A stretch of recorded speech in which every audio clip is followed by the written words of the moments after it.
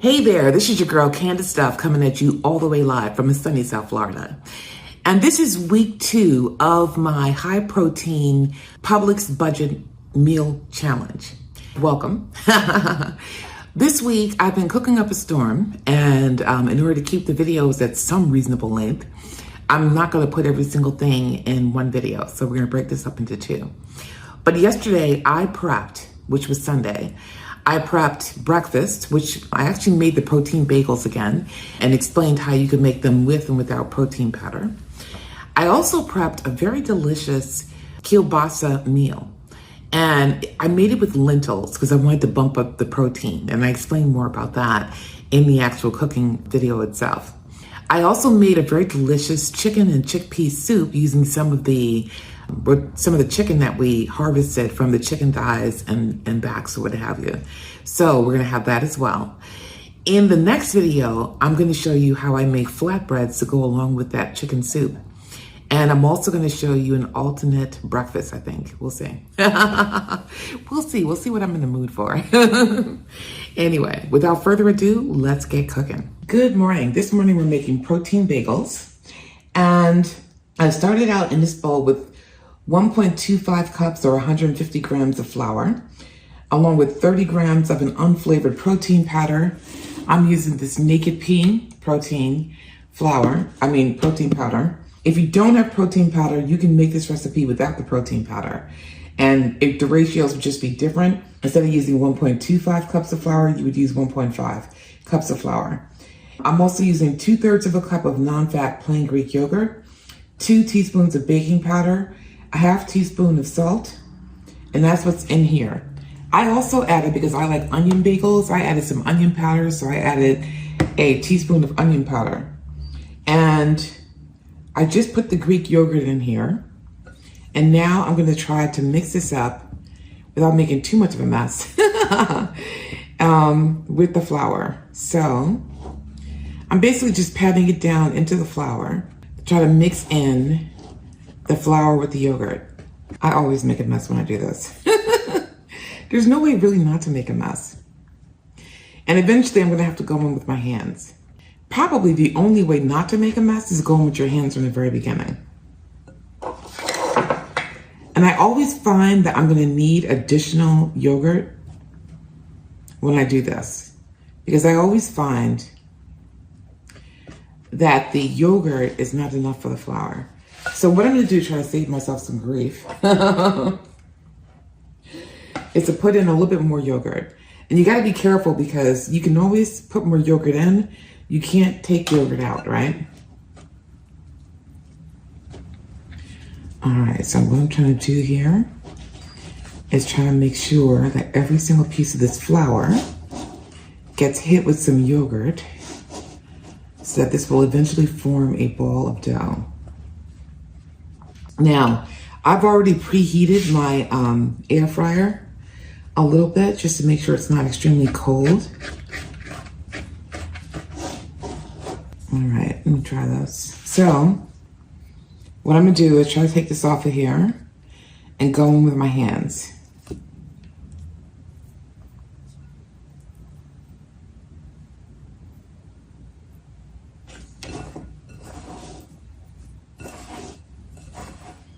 All right, and what I'm doing is basically just mushing together the yogurt and the flour.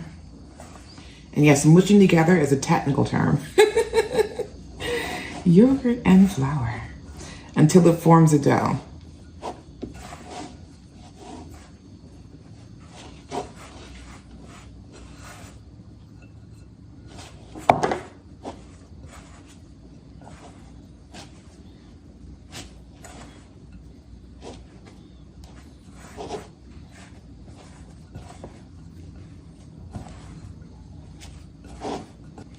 And it smells nice and oniony to me.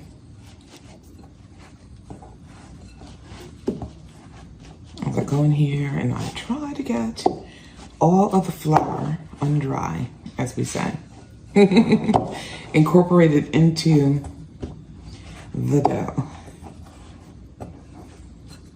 And I've almost got it.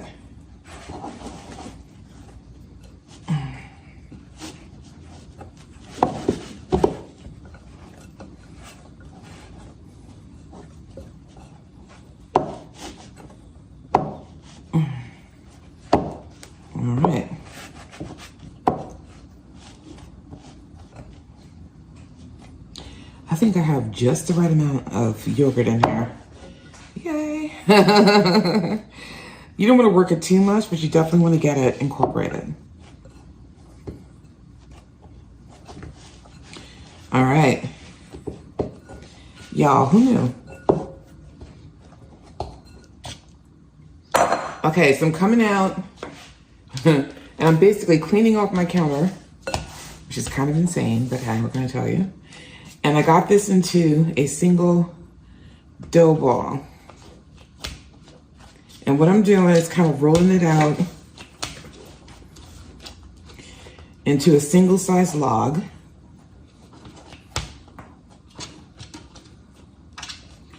So that when I divide it up,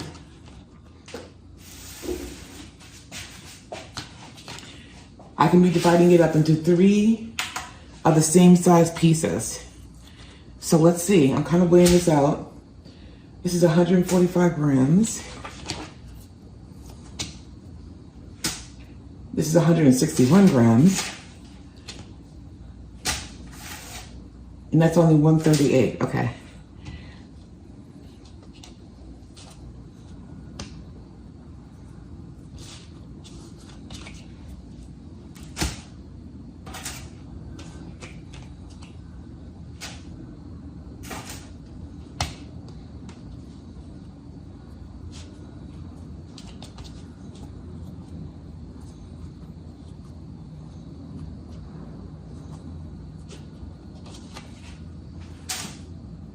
All right. It doesn't have to be perfect. All right, so here's what we're gonna do. We're gonna roll these into, put these into balls for the most part. Just roll them up into balls. All right. Then we're gonna kind of flatten them out.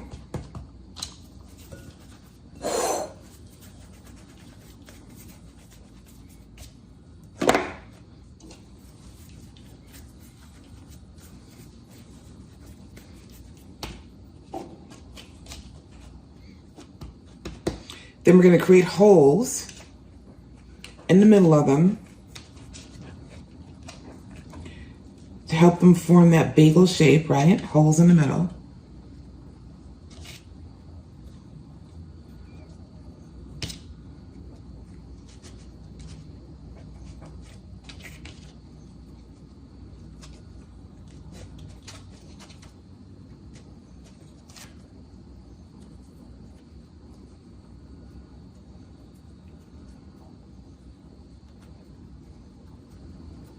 Just kind of trying to make them kind of round, kind of homogeneous, not ridiculously. All right, so we got 3 bagel shapes here, and we're ready to move on to the next step. Okay, now that I have flour all over me, our next step is to put our toppings onto the bagels. And for that, I'm using a little bit of milk. You can use a little bit of egg wash. I don't like wasting my eggs that way, so what I'm gonna do is use a little bit of milk. And basically, if you have one, you take a brush, and if you don't, just use your fingers, and brush over the bagel.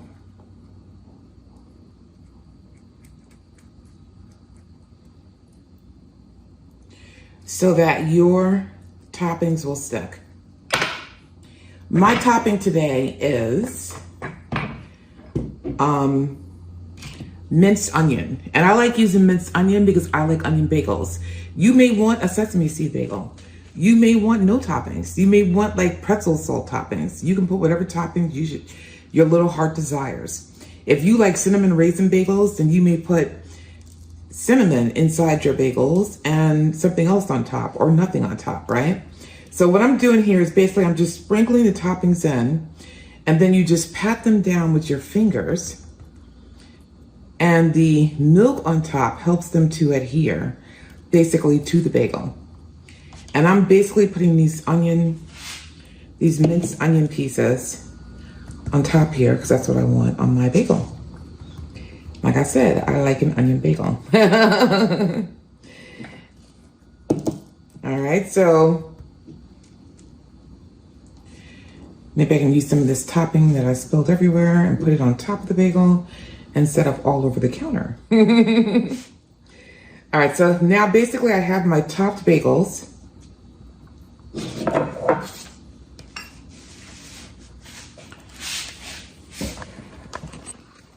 And we're gonna move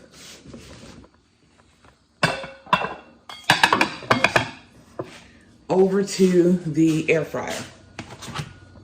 Okay. So here in the air fryer, we're gonna stick our bagels. And before we do that, we're gonna quickly spray the bottom. Now I like sticking a little parchment paper on bottom. You don't have to. That's just how I roll. And it helps not to have the bagels touching because they're gonna actually increase in size as they cook. And then we're gonna stick them into the air fryer.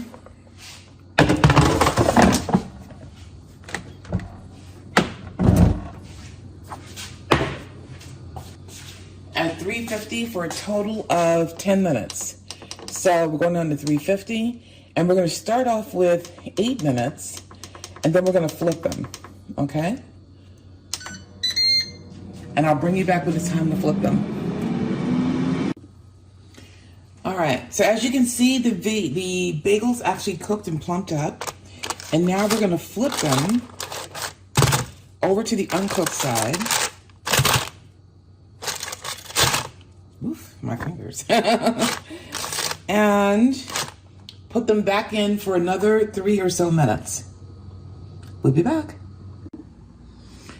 Okay, so these have been resting for about 10 minutes. And they say it's very important for you to rest the bagels before you cut into them to give them time to firm up on the inside. So what I'm doing here is cutting into the bagel so that we can see what it looks like. Haha. And you can see it's still hot, so I probably didn't let these cool down as much as I should have, but they look pretty good. I'm probably gonna let this cool down a little bit more so that it can cool down better. But let's take a piece and see what it tastes like. Now to me, it tastes really good because I put onion in there. So it's not just plain bread, I get that onion flavor. And I could have made the holes in the bagels a little bit bigger when I made them, and we'll keep them in mind for next time. But overall, this is bread, it's bagels, and I'm able to do anything I want with them, which may include, you know, making a bagel and cream cheese, you know, a schmear like we used to say in New York, or if I wanted to make a bagel sandwich out of them, or if I just wanted to enjoy them plain with some butter, I could do that, right? And so can you. So go ahead and give this a try. You may want to flip them before the 8-minute mark because you can see that the toppings got a little crispy on top. So maybe, you know, you want to flip them after 7 minutes, you know, and I actually cooked the other side for more than 2. I put them in there for 4 minutes because these were rather thick bagels and I wanted to make sure they cooked on the inside. And definitely let them rest for about 15 minutes before. Don't be impatient like me. All right, I'm gonna taste it with the cream cheese.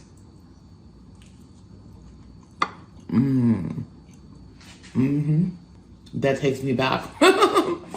All right, so onward and upward to the next recipe. All right, in this pot, I have an onion. I have a stalk of celery, and I have a carrot. And I've had this on here sweating for a little bit. In 2 tablespoons of olive oil. And now that these are slumped up a little bit, I'm gonna go ahead and add some of our sausage. Now this is the meat that we got, the turkey, the kielbasa that we got. So this is 1 pack of the kielbasa, and I'm adding this in for it to brown. Now, the interesting thing is, I said this is going to be a month of high protein meals, and it is a month of high protein meals, and I'm determined to make sure that all the meals are high protein. But unbeknownst to me, kielbasa doesn't actually have that much protein in it. I was kind of shocked actually. Let me see if I can find it. In this whole pack of smoked sausage, there are 7 servings. And each serving only has 6 grams of protein. So in its whole pack, there are only 42 grams of protein. which, I mean, you know, is not nothing to be sneezed at, but you have to eat a whole pack in order to get 42 grams of protein. And obviously, by the time you get done with, you know, the fat or whatever and the sodium, it's really not enough to justify it, right? You want, like, each meal to have at least 25 to 30 grams of protein. So to boost the protein in this meal, I'm going to add lentils. So we're going to have both a plant-based and a meat-based source of protein in this meal. And whenever I cook the kielbasa sausage, I'm going to have a secondary source of protein. That can be lentil pasta. You know, we can have a kielbasa pasta, you know, bake or something, or soup or something like that. And that pasta, the high-protein pasta, will just be accented, right, with the kielbasa. And that way you get the protein from both sources, and you really do have a higher protein meal. Now, the meal that we're making today is called pork sausage with lentils. I'm supposed to add a teaspoon of sage and a teaspoon of rosemary. So we're going to get the sage out.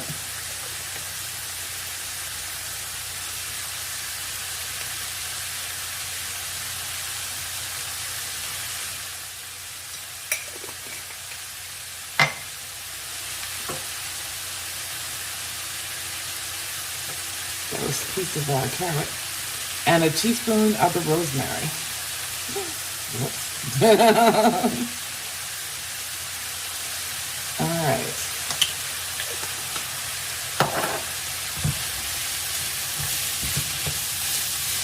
I'm going to make sure these spices cook down on in here.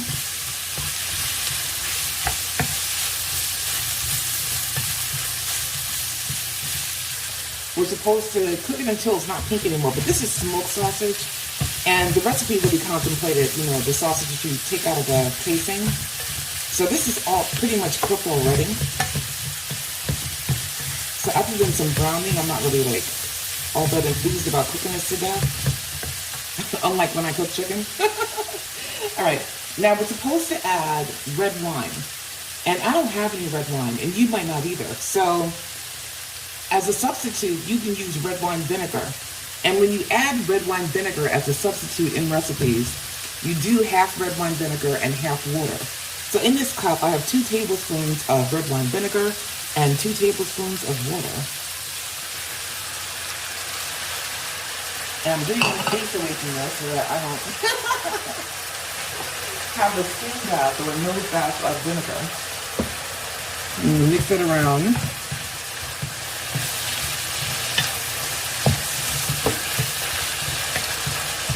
And let that evaporate.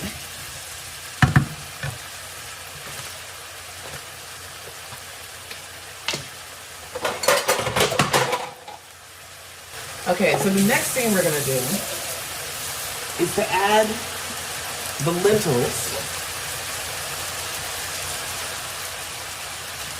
And I had soaked these for a little bit. These are rinsed, picked over, and soaked.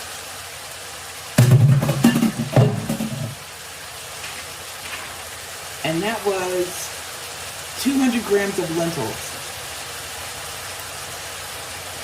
Now, we're also supposed to add some passata. And passata is like strained tomatoes. So if you don't have passata, you probably have tomato sauce. And if you don't have tomato sauce, you probably have tomato paste that you can make tomato sauce out of. So, and that's pretty much water and tomato paste. I've done that because I have an embarrassing amount of tomato paste left from a Costco run many moons ago. All right, so this is 350 grams of passata. So I'm mixing that in here.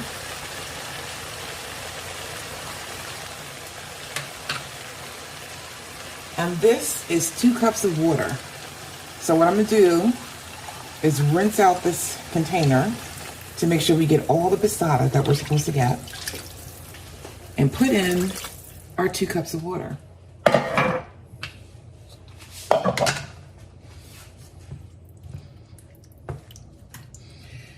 Then I'm going to mix this through.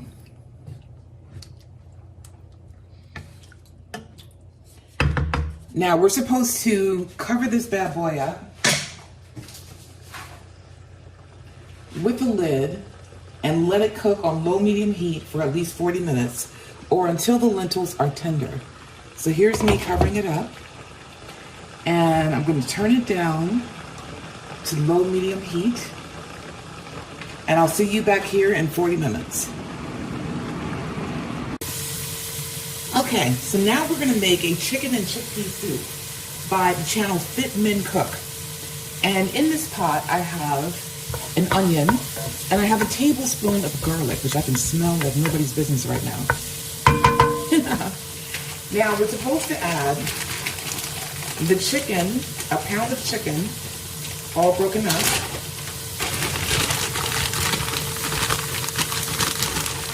And I have here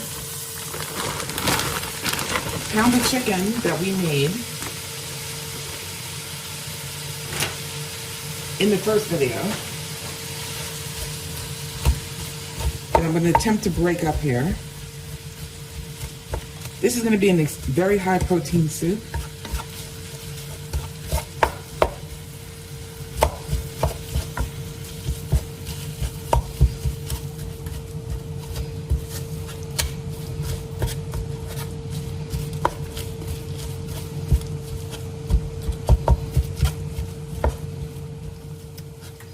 I probably really should have chopped this. This is what I get for being lazy. And I didn't defrost it for very long, so not all of it is defrosted, which is why the chunks are so hard. But hey, it's going to defrost in the soup, and it's going to break up in the soup, so I'm not going to worry about it too much. But we know we got some protein up in here. Okay. And we're going to add the chickpeas. So this is a can of chickpeas. Now, I didn't put chickpeas in the budget. I'm going to add it on, because you know we have like $20 left, so I'm going to add it on. But you could also, if you don't want to spend the money to buy a can of chickpeas, you could also just use some of the, either the black beans or even the pinto beans that I put into the budget. Because remember, we're going to have a lot of leftover beans. You just have to make more from the dried beans. All right, so we got that in there. Now, I also didn't put in here, but this is completely optional, Kalamata olives. This is a Mediterranean dish. If you have olives, go ahead and put them in here. If you happen to have them in your cabinet. If you don't, this is completely optional. It's a flavor agent though, and I buy these as part of my staples of what I buy from Costco in bulk. I buy like a big old jar, and then I keep it for times like these. Actually, it comes in 2 jars, and it's not that expensive. But it's something you'll have if you ever want to make Mediterranean food, whether you're making Mediterranean pasta salads or Mediterranean pastas or any Mediterranean dishes. It's good to have Kalamata olives in your cabinet. It's what I call a flavor agent that saves the day. Okay, so there's that. And now we're going to add the spices. And this calls for 1.5 tablespoons of dried herbs. You can use any dried herbs you have. I always have Italian seasoning in my cabinet, and I always recommend having Italian seasonings. So 1.5 tablespoons is actually like 4 teaspoons, 4.5 teaspoons or something.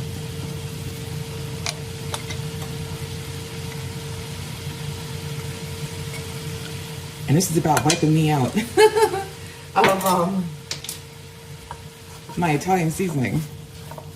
All right, so this is going to be a very flavorful soup with a definite Mediterranean flair. And I'm just mixing that down in there. Let me turn this up a little bit so that all these flavors can meld. The garlic in the oil, the Italian seasonings. And if you don't have Italian seasonings, then, you know, use some thyme, some basil, you know, whatever you have, thyme, basil, a little bit of rosemary, whatever you got in there that's an herb, a green herb in your cabinet. All right, so we have that going. It said to mix everything together for 1 to 2 minutes, and now it's asking us, and you can see the chicken is breaking up too, which is a good byproduct of me doing all this mixing. Now it's asking us to put in chicken stock or chicken broth. And if you recall, in the first video, we had some chicken broth. So it's asking for 4 cups, which is pretty much what was in that container. So I'm going to add it here.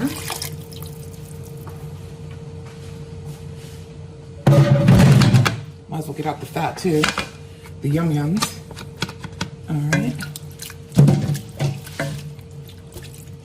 So we got the chicken broth up in here. And if you don't have, if you already use the chicken broth for something else, then you can just use some better than bouillon and make 4 cups of it. All right.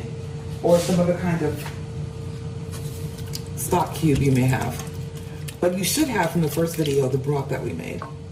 Now we're going to add in a can of diced tomato, which the recipe calls for. This is one of the cans of diced tomatoes that's in the budget.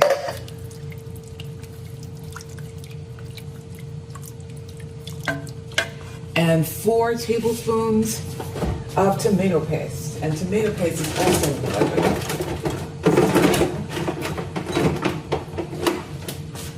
I think I put it somewhere weird.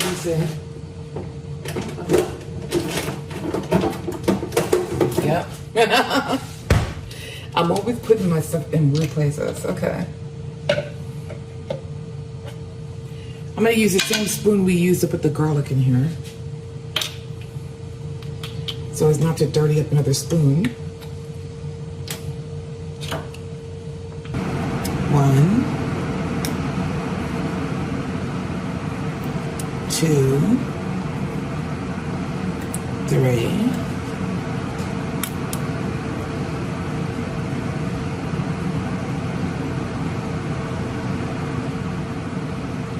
4. All right. So we're going to go ahead and mix that around.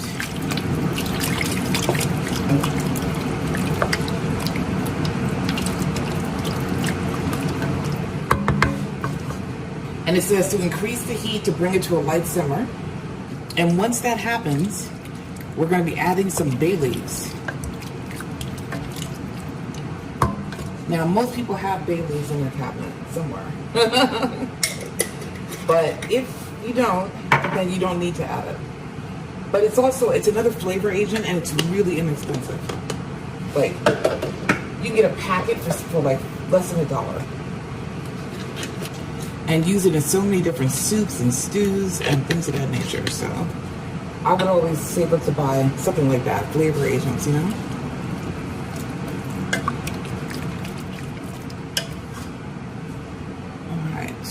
Okay, so once this begins to simmer, I'm going to cover it up, and I'm going to reduce the heat, and I'm going to let it simmer for 20 minutes. And basically, that's just to let the flavors melt, because everything in here is already cooked for the most part.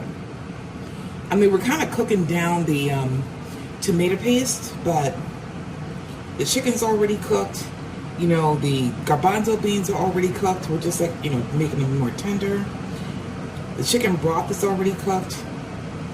So we're really just, you know, allowing it to let the flavors melt. And this is beginning to simmer. So I'm going to cover it up. And I'm going to reduce the heat a little bit.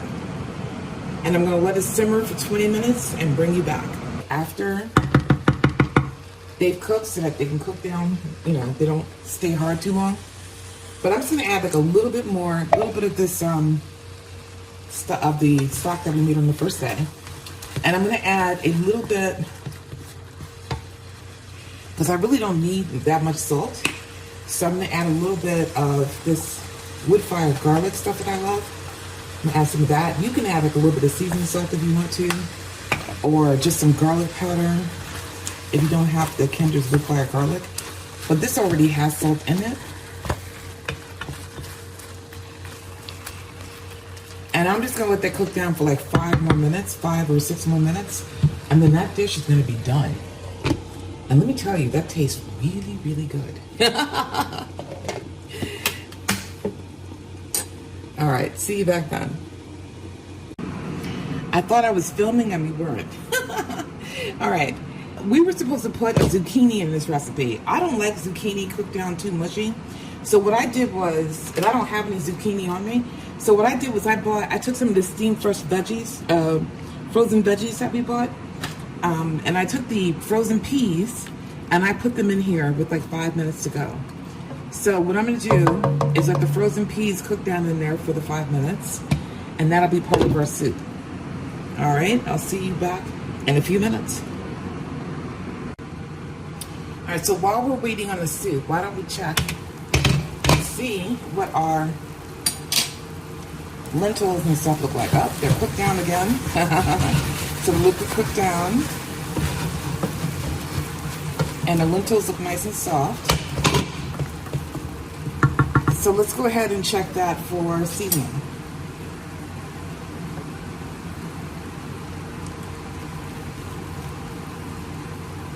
Now, you know, this is hot tomato sauce, so give me a moment.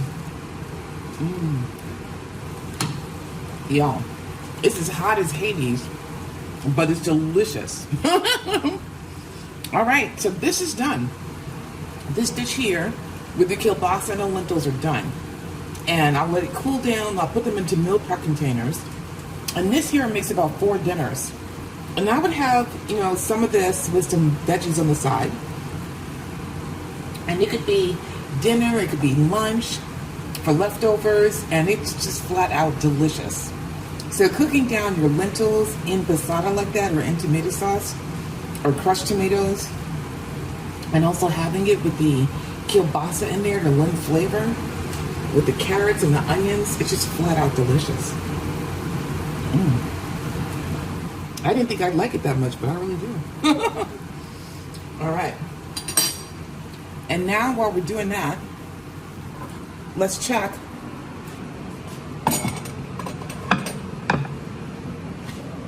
on the soup. All right.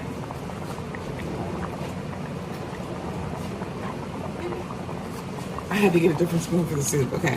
So now we have the soup cooking down in here, the chicken soup. And remember, everything in here was already cooked. So let's check the broth for taste.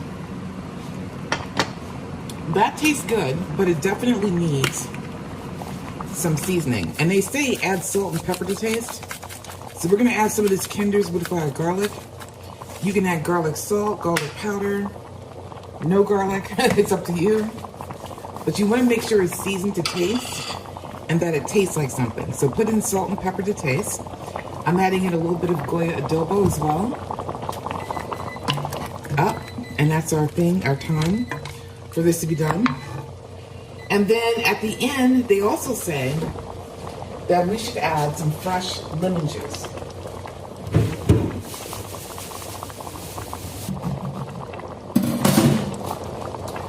So I'm gonna go ahead and put my hand here to keep these seeds from out of there. Some lemon juice to freshen up this bad boy, right? And you'd be amazed how something as simple as vinegar or lemon juice can freshen up the taste of a soup or a stew at the end.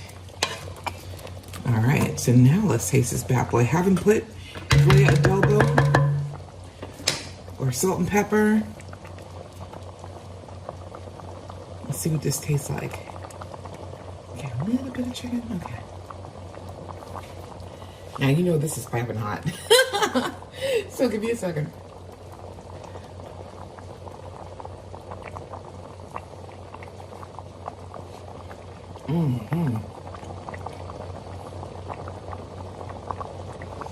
This has like a depth of flavor that's pretty amazing. I love it. All right. This is really good too. Now, you might also want to put in, I feel like I need something a little bit more. Let me see. I like to do this in my Mediterranean dishes. You can just add a little bit more lemon. I want to add a little bit more, some of this balsamic vinegar. I think it's going to add a little je ne sais quoi. You might want to add the tiniest little bit of sugar or agave. Just to, because it is, you know, it can be kind of acidic. It just tempers the tomato a little bit. For me, the sweetness of the balsamic vinegar tempers the tomato. Let me try this.